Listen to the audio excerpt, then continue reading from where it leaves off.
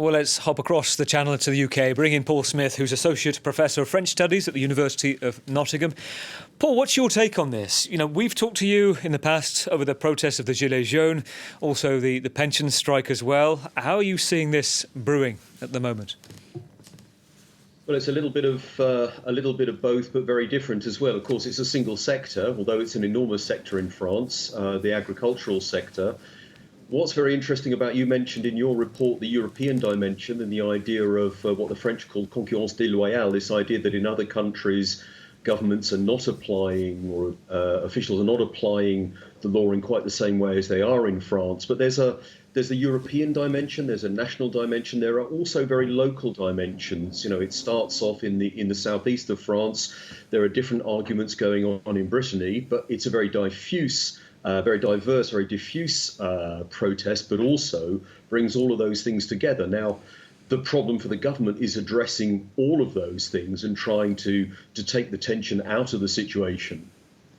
It does seem like they're in a rock and a hard place when it comes to the fact that you have the promotion from President Macron of green policies.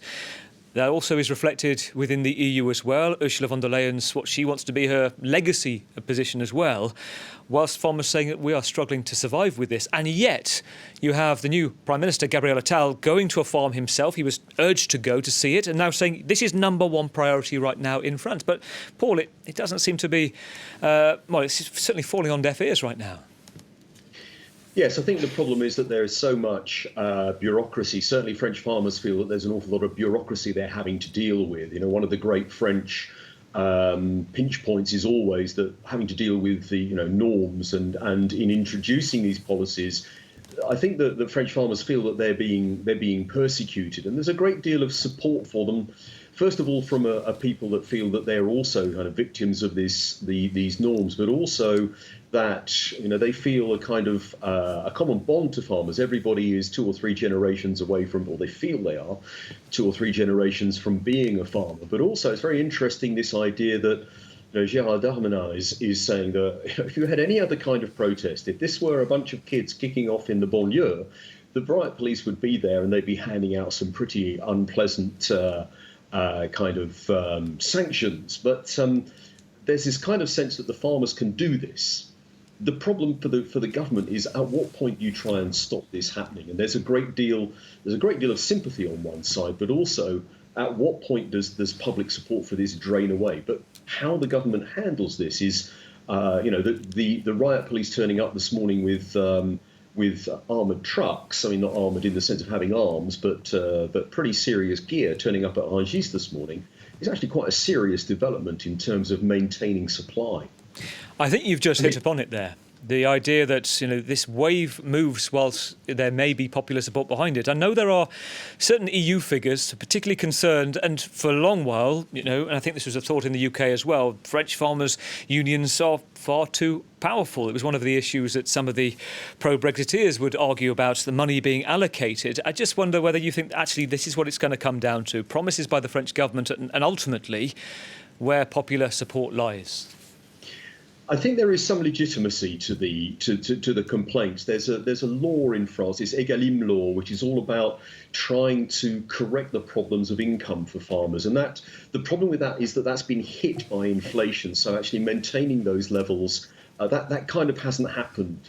But certainly it's not so much the power of the agricultural unions, but that very strong sense, it's really linked, isn't it, to this sense of French identity, that gastronomy and agriculture and all of these things are linked together. So whereas farmers in Britain are certainly discontent, they're certainly disgruntled with things that are happening for all kinds of reasons, they don't have this, you can't imagine this happening in Britain because it just wouldn't have the popular support, at least not for such a sustained action.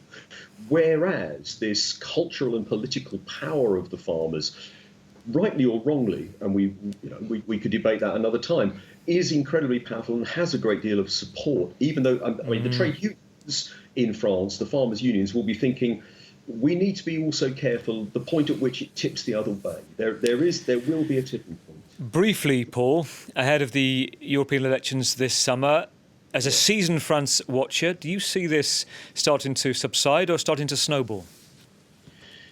I think it will subside. It won't last all the way through to the European elections. But my goodness, this is grist to the Rassemblement National's mill. I mean, or the broad opposition that government has failed, that Macron since 2017 has failed to take the agricultural sector seriously, despite things like the Egalim law. All of that legislation. That kind of is there. These things have happened, but they don't seem to be having an impact. And so the opposition to Macron, whether it's on the left or the far right, is going to be able to make a great deal of, no pun intended, hay out of this crisis. Paul, thank you. Paul, Associate Professor of French Studies at the University of Nottingham, Paul Smith.